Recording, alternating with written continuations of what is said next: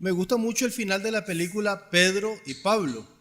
En una de las últimas escenas de la película se mira cómo Pablo está llegando a la ciudad de Roma, preso por los romanos, pero varios hermanos de la ciudad de Roma salen a recibirlo como un héroe.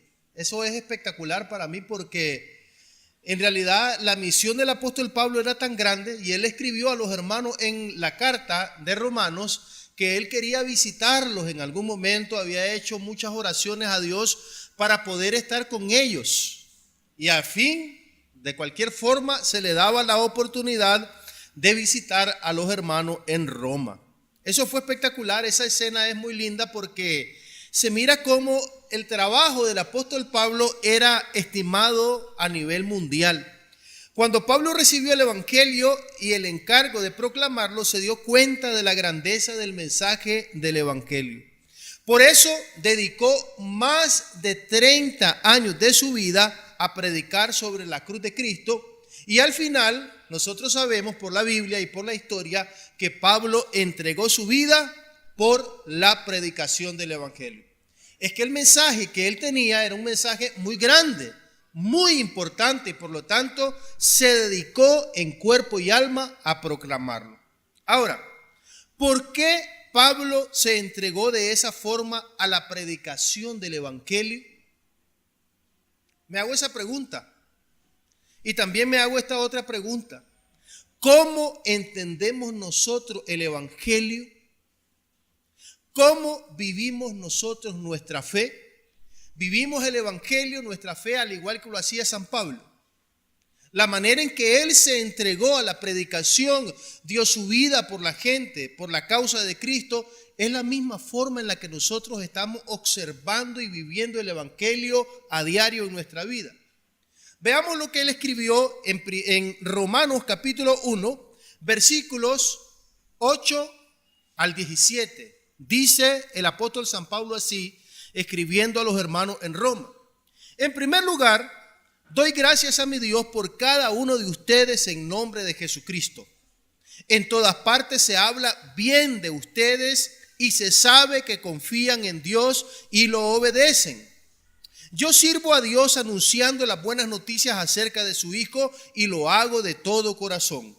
Dios es testigo de que siempre oro por ustedes y de que siempre le pido que me permita por fin ir a visitarlos si Él así lo quiere. Tengo muchos deseos de ir a verlos y darles ayuda espiritual. Así, su confianza en Dios será permanente y podremos ayudarnos unos a otros, gracias a la fuerza de esa confianza que tenemos en Dios.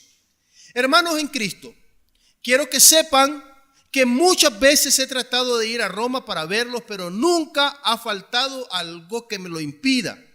Me gustaría ir para allá a anunciar esta buena noticia como ya lo he hecho en otros lugares para que muchos crean en Jesús.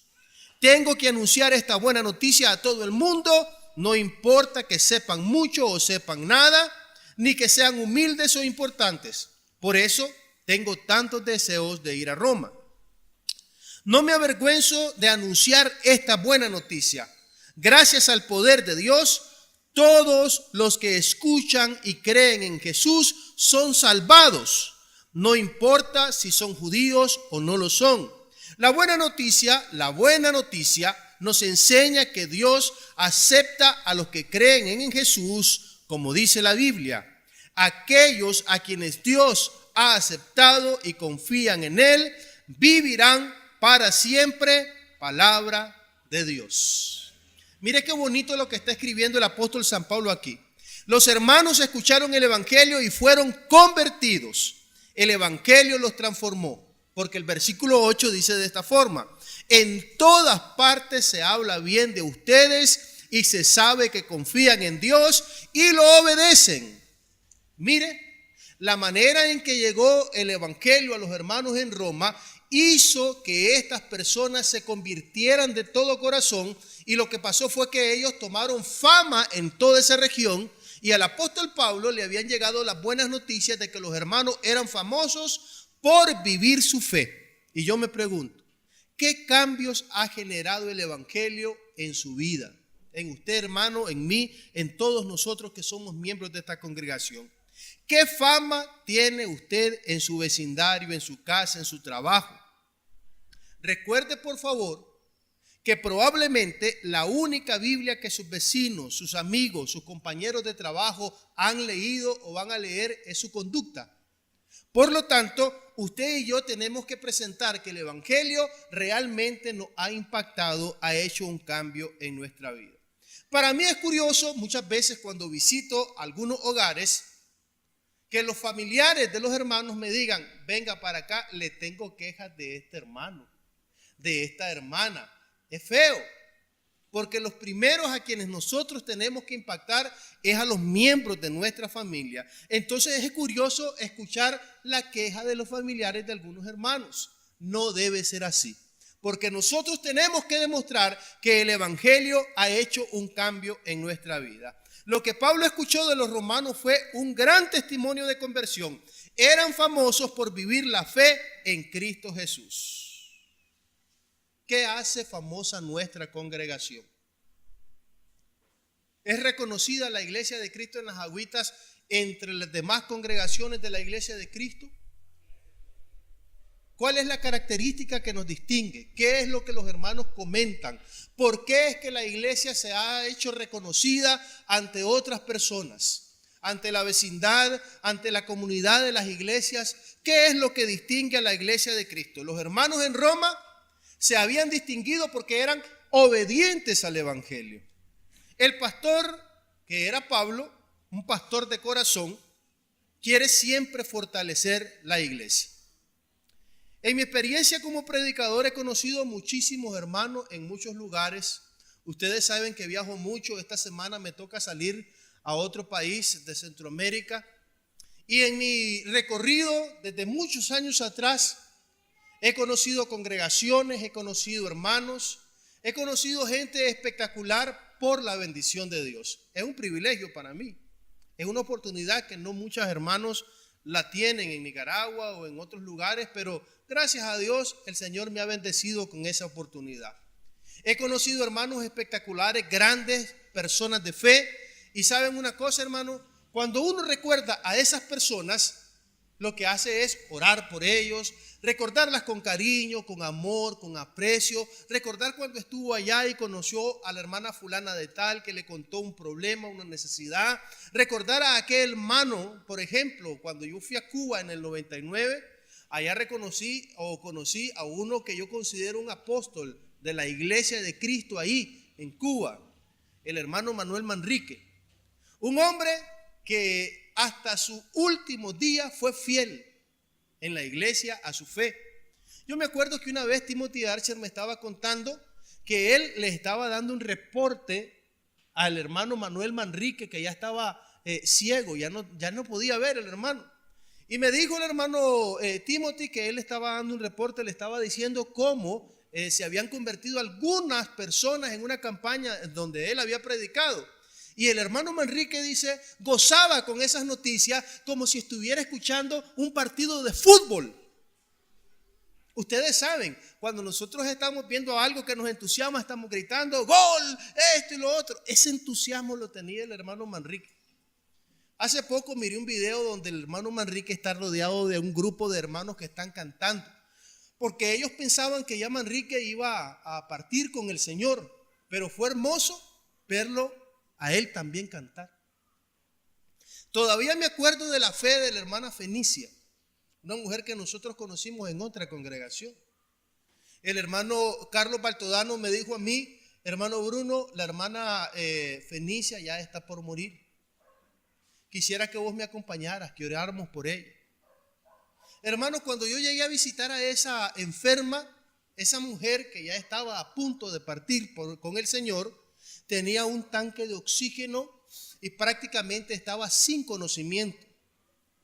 Estaba rodeada de algunos hermanos. Yo llegué, traté de saludarla, por supuesto ella no me reconoció, ya estaba muy mal, pero me impresionó mucho cuando yo hice una oración por esa mujer, la encomendé al Señor, pedí sus bendiciones sobre su vida, etcétera, etcétera. Todo lo que uno hace tratando de pastorear un alma que está a punto de partir. Y al final, cuando yo dije amén en mi oración, me sorprendió mucho cómo aquella mujer, en semejante dolor, semejante sufrimiento, en la agonía del cáncer que tenía, pronunció un fuerte amén. Me quedé sorprendido porque a pesar de la condición en que se encontraba, estaba consciente de su fe. Fue una persona que vivió el evangelio hasta los últimos momentos de su vida. Nosotros también, como los hermanos en Roma, tenemos que ser famosos porque vivimos hasta el último momento el evangelio de una forma experimental. La transformación que Pablo experimentó después de ser un perseguidor de la iglesia a amar a los hermanos que perseguía, demuestra, indica que ese mensaje, el mensaje del evangelio, es un mensaje de poder. Porque si antes este hombre estaba persiguiendo a las personas, pero ahora amaba a esas personas, les predicaba a las personas y estaba entregando su vida por esas personas, eso quiere decir que ese mensaje que él recibió era un mensaje sumamente poderoso, capaz de cambiar la vida. Si usted está viniendo a la iglesia y todavía no ha cambiado su vida, tiene que registrarse, porque el evangelio, cuando lo creemos y lo practicamos, cambia, transforma a las personas. Como el evangelio es poder de Dios para la transformación del ser humano, se hace necesario que nosotros compartamos el evangelio con todos aquellos que amamos. Las palabras de San Pedro me conmueven mucho cuando él dice así en Primera de Pedro capítulo 2, versículo 1 al 3. Desechando pues toda malicia, todo engaño, hipocresía, envidia y todas las distracciones, desead como niños recién nacidos la leche espiritual no adulterada, para que por ella crezcáis para salvación. Y escuche cómo cierra el apóstol Pedro este mensaje. Si es que habéis gustado la benignidad del Señor. Todas las personas que han gustado, que han saboreado el evangelio, desean como niños recién nacidos la palabra de crecimiento, de transformación, de desarrollo. Solo el que ha comprendido el evangelio lo disfruta y lo comparte. Para mí es un gran gozo que gran parte de mi familia esté aquí con nosotros compartiendo la comunión. Todos ustedes saben que me convertí a los 16 años. Vuelvo a ver atrás estos 31 años y digo, qué espectacular lo que ha pasado. Compartir el evangelio con otros es imprescindible. Si yo fuera usted y hubiese miembros de mi familia que no son convertidos, estaría angustiado. Porque si esas personas murieran en este momento, ellas se irían al infierno. Y probablemente usted también por no comunicar la palabra del evangelio. Es importante que todos nosotros entendamos que este mensaje es poderoso y por poderoso tenemos que compartirlo para que la gente también gocen de esta bendición. El evangelio, mis hermanos, es para todos. Dice el apóstol San Pablo lo siguiente en Efesios capítulo 3, versículos 5 y 6. Mire qué interesante. Tal secreto no se les dio a conocer a los que vivieron antes de nosotros, pero ahora por medio del Espíritu, Dios se lo ha mostrado a sus santos apóstoles y profetas. Hay un misterio que Dios ha compartido con los apóstoles y con los profetas. Y este es el plan secreto, este es el misterio. Por medio de Jesucristo, también los que no son judíos pueden recibir la salvación y las promesas dadas al pueblo de Israel y formar con Israel un solo pueblo. Todo lo que ustedes tienen que hacer es aceptar esa buena noticia. ¿Qué les parece? En otras palabras, el mensaje que nosotros hemos recibido y en el cual vivimos era un secreto, era un misterio. Es fabuloso que ahora ese misterio, ese secreto, ese mensaje haya sido entregado a nosotros y ahora nosotros seamos parte del pueblo de Dios. Eso tiene que causarnos una alegría, una sorpresa, tiene que causarnos una conmoción de dicha, de gozo, de alegría, si logramos comprender de qué se trata. El evangelio, mis hermanos, es poder de Dios para salvación y conversión de todos aquellos que creen. Mire, le quiero contar algo muy sencillo. Buscando algunas imágenes de cristianismo en internet, encuentro, por ejemplo, que cuando yo pongo cristianismo, ¿sabe qué me aparece? ¿Sabe qué me aparece cuando pongo cristianismo ahí en internet? Me aparece gente así, mire. Me aparece gente así. Me aparece gente en la iglesia. Eso no es cristianismo, hermano. Eso no es cristianismo. Aquí todos somos cristianos. ¿Quién dice una mala palabra aquí? ¿Quién se porta odiosamente aquí? ¿Quién hace cosas desaforadas aquí? Nadie. Todos en el templo somos grandes creyentes, grandes cristianos. Eso no es cristianismo. El cristianismo no es el que se vive en el templo. El cristianismo verdadero, el del evangelio, es el que yo llevo a mi casa. Es el que yo llevo al trabajo. Es el que yo llevo allí en la calle donde estoy. Ese es el cristianismo, la vida práctica, diaria. Cómo siento, cómo me comporto, cómo hablo, cómo pienso, lo que estoy sintiendo, lo que estoy viviendo, eso es el cristianismo. El cristianismo es lo que yo hago en secreto. El cristianismo es lo que yo hago con mi familia, con mi esposa, con mis hijos. Ese es el cristianismo. El cristianismo no está nada. Eso no es cristianismo. El cristianismo de verdad es el que yo vivo, el que me impacta en mi conciencia, en mis hechos y vivo de forma diaria y práctica. Ese es el cristianismo. El cristianismo es la vida diaria en la intimidad, en lo interno del corazón, no el que se presenta en el templo, porque aquí, como decimos, todos somos cristianos. Muchas personas creen ser cristianas por la doctrina que creen.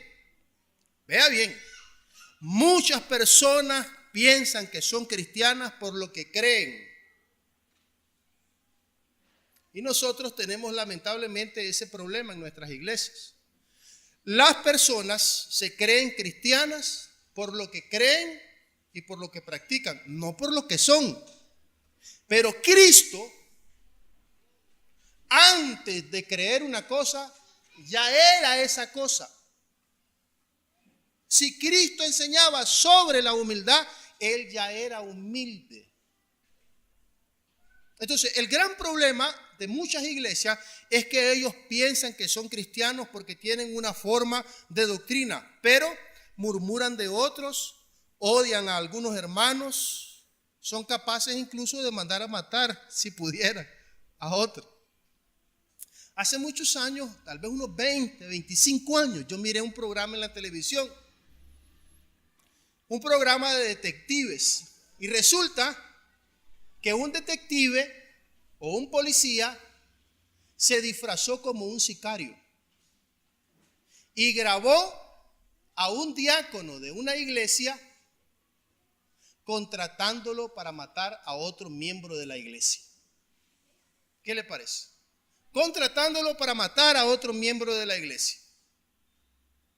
¿Qué es lo que pasó ahí?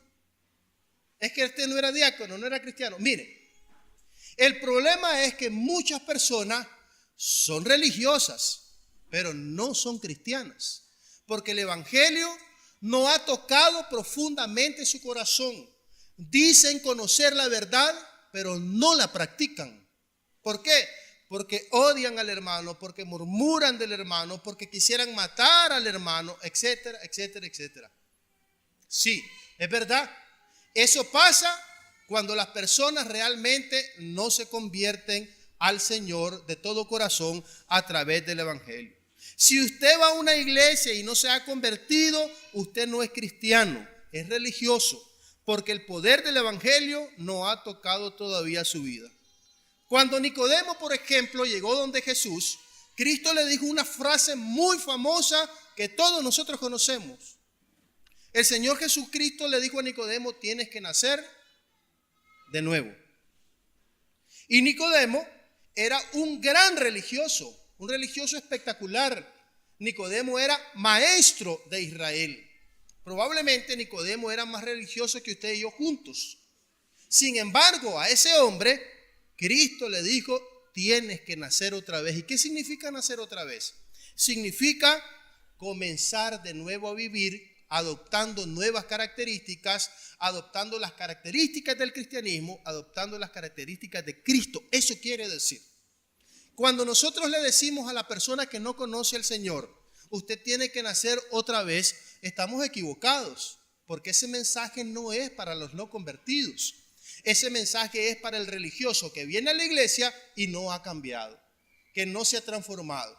El evangelio es poder de Dios para salvación a todo aquel que cree. Si usted creyó y se convirtió, el evangelio lo impactó y lo está transformando. Pero si usted viene a la iglesia y es solamente aquí donde tiene cierto comportamiento y no está practicando el cristianismo, la fe del evangelio en su casa, en su trabajo, entonces usted solamente es un religioso. Usted está viviendo simplemente como las personas de afuera. Y quiero decirles, confesarles una cosa con todo mi corazón. Les quiero confesar una cosa con todo mi corazón y me disculpan, pero yo he notado que en esta congregación mucha gente está viviendo de forma mundana, sin vivir el evangelio a plenitud. Hacen lo que quieren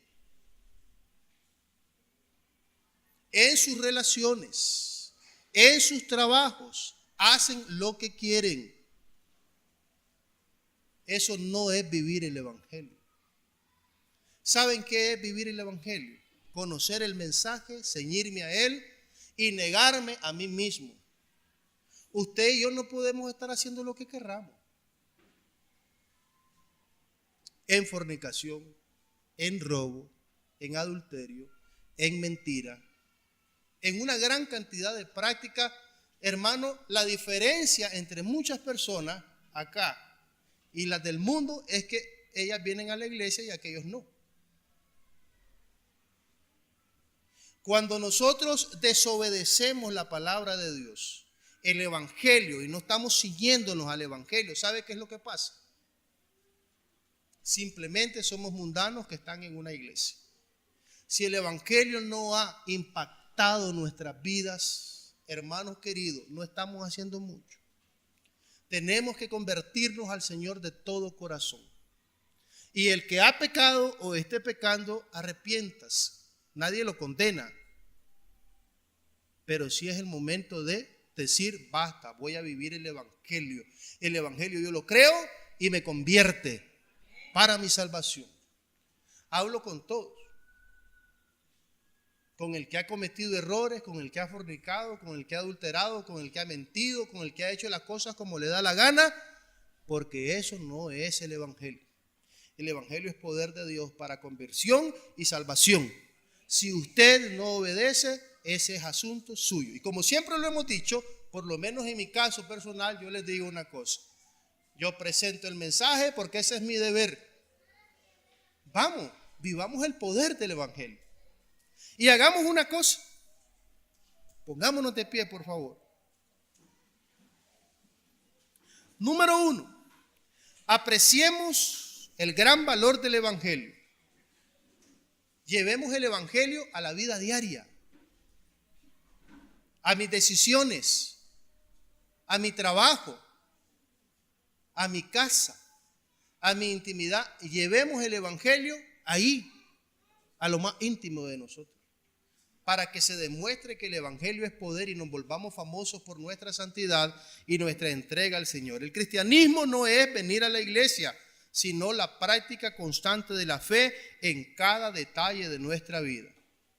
Número 2, compartamos el evangelio, hermanos.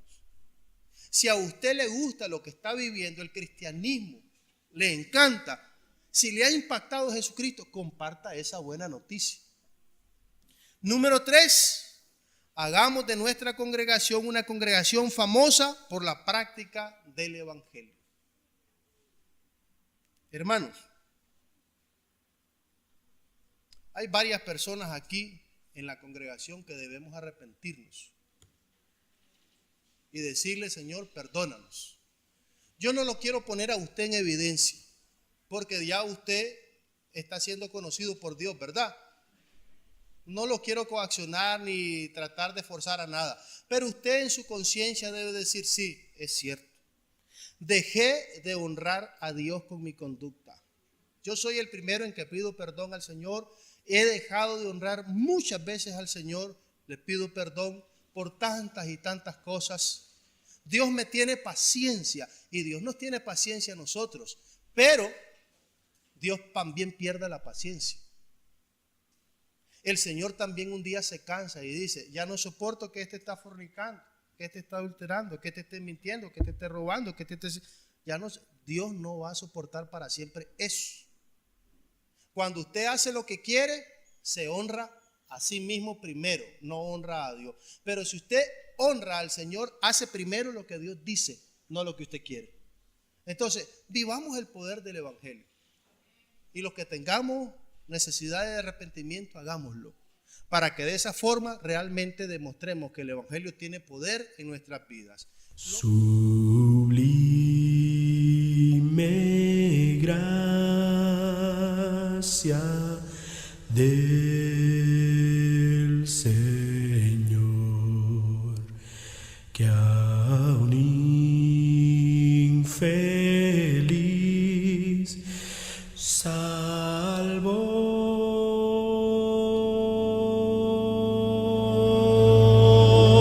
Fui ciego, mas hoy puedo ver. Perdido y Él me halló.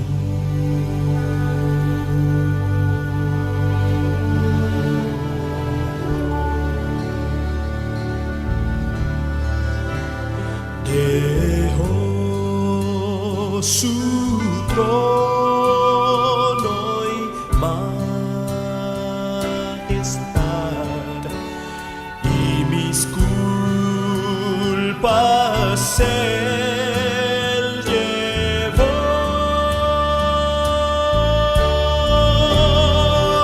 En mi lugar mi mal pagó.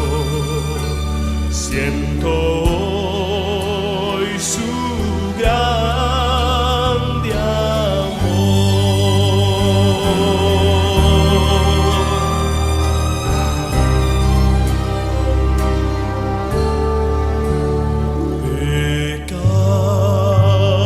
Pecado vil, el